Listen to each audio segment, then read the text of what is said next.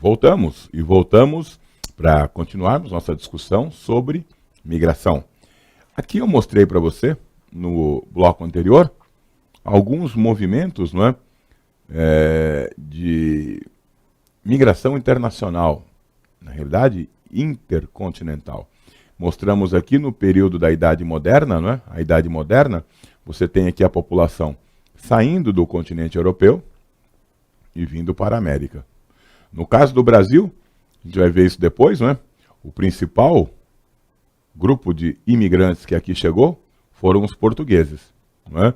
Os portugueses representam 30% dos imigrantes que chegaram ao país, seguidos bem de perto por italianos, que representam cerca de 29% dos imigrantes que aqui chegaram.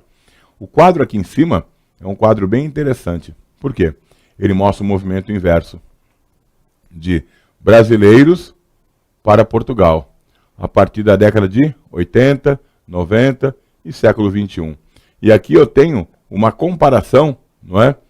Dá uma olhadinha aqui, produção. Ó, nesse quadro aqui, ó. Esse quadro aqui, mostrando o motivo da saída de brasileiros para Portugal. Aí você tem aqui, ó, a expectativa de vida no Brasil, 70,8 anos. Em Portugal, 77,8. A mortalidade, taxa de mortalidade infantil do Brasil, 32 por mil. Em Portugal, 4 por mil. Deixa eu ver o que é isso aqui. Aí tem o IDH aqui, ó. O IDH do Brasil, 0,792. Quanto mais próximo do 1, melhor a qualidade de vida. Em Portugal, 0,904. Quer dizer, os indicadores sociais de Portugal, não é, são superiores aos indicadores sociais do Brasil. Isso tem feito com que muitos brasileiros façam um movimento de retorno do Brasil para Portugal. A facilidade aqui, obviamente, é a língua, não é? E os laços, não é, históricos entre Brasil e Portugal. Vamos ver agora algumas migrações, não é, internas do Brasil. Dê uma olhada. Essa primeira aí é muito simples, não é? Como é que você caracteriza ou caracterizaria essa migração aí? Vamos ver? Essa aqui, ó, temos aqui um personagem, não é? Uma ilustração, onde você tem a figura de um cidadão caminhando em direção à cidade. Então essa migração é facilmente identificada como êxodo rural. Êxodo rural o que é? A saída do homem do campo para a cidade. Nós podemos dizer o seguinte, que o êxodo rural no Brasil se inicia na década de 30, se intensifica na década de 50 e é concluído no final dos anos 60 e início dos anos 70. Quando nós falamos em conclusão do êxodo rural, nós estamos dizendo o quê?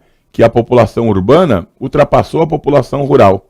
Nós estamos falando que a população urbana é maior que a população rural. Isso no Brasil ocorre no final da década de 60 e início dos anos 70. O que teria impulsionado o êxodo rural do Brasil? Nós não podemos falar em êxodo rural no Brasil sem falarmos em alguns pontos. Primeiro, processo de industrialização e mecanização da agricultura. Processo de industrialização e mecanização da agricultura. O processo de industrialização no Brasil tem 3 momentos, cada qual em sua década, anos 30, anos 50 e anos 60, 70, com um fenômeno ligado à industrialização. Nos anos 30, o fenômeno chama-se Getúlio Vargas e a criação da CLT, Consolidação das Leis de Trabalho. Leis como jornada de trabalho de 8 horas, descanso semanal remunerado, férias anuais e principalmente o salário mínimo. Trará o homem do campo para a cidade em busca de melhores condições de trabalho e de vida. Nos anos 50, Juscelino Kubitschek, a abertura, a internacionalização da indústria no Brasil faz com que muitas indústrias, na época classificadas como multinacionais, cheguem ao país e irão também atrair a população do campo para a cidade. E, finalmente, na década de 60/70, durante a ditadura militar, o chamado milagre econômico brasileiro. A intensificação da entrada das empresas multinacionais. O Estado brasileiro se encarregando de fornecer a essas empresas toda a infraestrutura necessária, escoamento da produção, portos, criação de corredores de exportação, estradas de ferro, rodagem, aeroportos, enfim, subsídios do Estado, não é? Isenção fiscal, não é? Tudo isso vai fazer com que o Brasil passe um período de crescimento econômico sem precedentes. O Brasil, no chamado milagre econômico brasileiro, 69, 70, 71, 72, até 73, o Brasil cresceu numa média de 10% ao ano. Senhores, nenhum país do mundo cresceu tanto como o Brasil entre 1930 e 1980. Isso faz com que o homem do campo venha para a cidade. Agora, dê uma olhada nessa seguinte ilustração aqui. Se o trabalho no campo era um trabalho duro, inóspito, não é? Sem garantias, aqui você tem a colheita praticada, né, nessa figura aqui, né, por trabalhadores, me parecem mulheres, não é, pela indumentária, não é? Sem nenhum instrumento, nenhuma ferramenta, sem nenhuma garantia. Então ela sai do campo aqui, ó, essas pessoas saem do campo fugindo dessas precárias condições de trabalho, do baixíssimo salário, não é? Não salário, mas da baixíssima remuneração, não é? Das condições inóspitas para vir para a cidade. E aqui na cidade, que surpresa, olha só a semelhança, não é? A semelhança. Ao invés de arar a terra, elas limpam o chão. Isso é uma referência ao quê? As precárias condições de trabalho também na cidade, que apesar de leis trabalhistas, muitos desses trabalhadores que saem do campo e vêm para a cidade vão para o subemprego. E nesse subemprego, as condições de trabalho, sim, são melhores que no campo, mas ainda continuam precárias. Ainda continuam aquém do ideal. Então, essa menção aqui desse quadro, ó, pare, veja, pense. O que ele quer dizer com isso? Que sim, alteraram-se as condições de trabalho, melhoraram. Sim, a CLT trouxe uma série de garantias para esse trabalhador, mas não foi suficiente. Ainda temos o subemprego, ainda temos uma precariedade nas relações de trabalho, principalmente da mão de obra desqualificada do ponto de vista profissional dos mais humildes. E essa realidade, sim, melhorou, mas não o suficiente. É isso que ele pede para você pensar. Houve uma melhora? Sim, mas essa melhora não foi o suficiente. Outro fator aqui, como já dissemos anteriormente, é a mecanização do campo. A substituição da mão de obra humana pelo maquinário. Então você tem aí uma modernização, um aumento significativo da produtividade brasileira, mas também você tem a expulsão desse trabalhador para as cidades. Então a mecanização do campo foi boa, sim. Ela aumentou nossa produtividade, nos tornou mais competitivos no mercado internacional, fez com que a safra agrícola brasileira crescesse significativamente. Hoje o Brasil consegue colher por ano aproximadamente 220, 230 milhões de toneladas de grãos. Nós somos um dos maiores produtores agrícolas do mundo. Mas ao mesmo tempo que nos mecanizamos, nós liberamos a população do campo, trouxemos para a cidade, muitas vezes, para trabalhar no subemprego, onde não há garantias trabalhistas, onde a remuneração é baixíssima, onde a insalubridade também é constante. Portanto, a mecanização do trabalho ocorreu, sim. Tanto é que dizemos que no Brasil vivemos um momento da terceirização. O que é isso? Terceirização.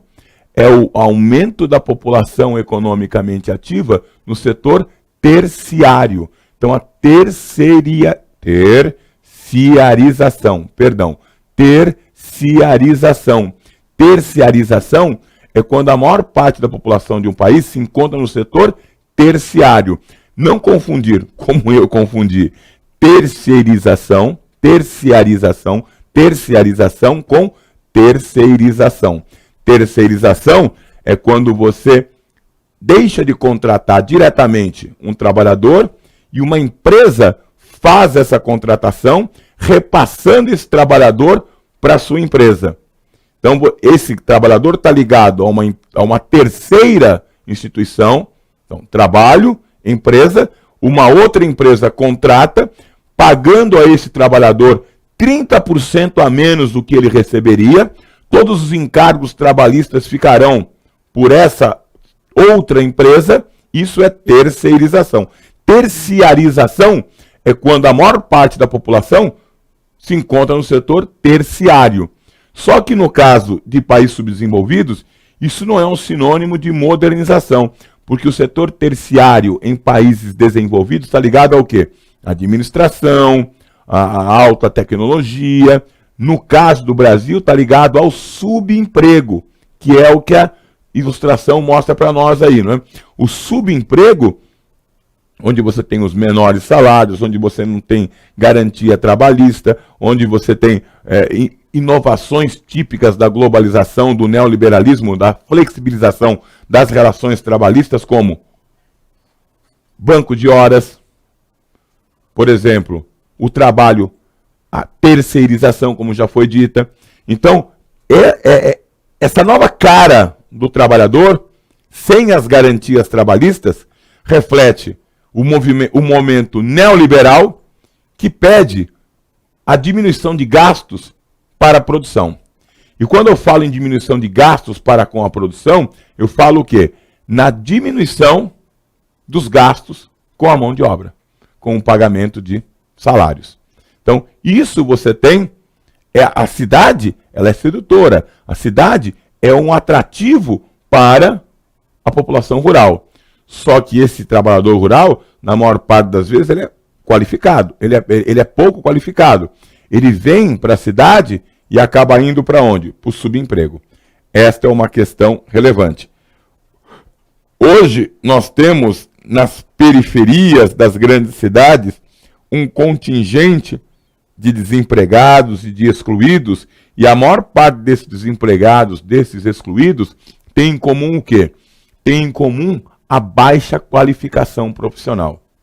Você tem na economia informal um montante expressivo de trabalhadores. Quando eu falo em economia informal, é aquela que o Estado não reconhece, aquela em que não há vínculo empregatício, que não há garantias trabalhistas. Podemos citar como exemplo de economia informal o trabalhador ambulante, o camelô, aquele que não paga e nem recolhe impostos, não é? E boa parte desses elementos que estão na informalidade são aqueles que não possuem qualificação. Então, você tem nas periferias das cidades um contingente expressivo de trabalhadores pouco qualificados do ponto de vista profissional, evidentemente, que estão à margem do mercado de trabalho, não é? E o que fazer para que esse mercado volte a crescer, para que absorva esse contingente? Esta é a grande questão. Nos anos 90, o desemprego era muito forte. E é o que houve. Houve uma tentativa de se requalificar esse trabalhador. Muitos desses voltaram para a escola. Só que aí o que acontece? Você tem que ter, por parte da sociedade civil, por parte das chamadas ONGs e até mesmo do Estado, uma proposta para inclusão dessa mão de obra, através da requalificação. Bom, esse é um assunto que a gente vai discutir daqui a pouco. Vamos fazer uma pausa e a gente já volta.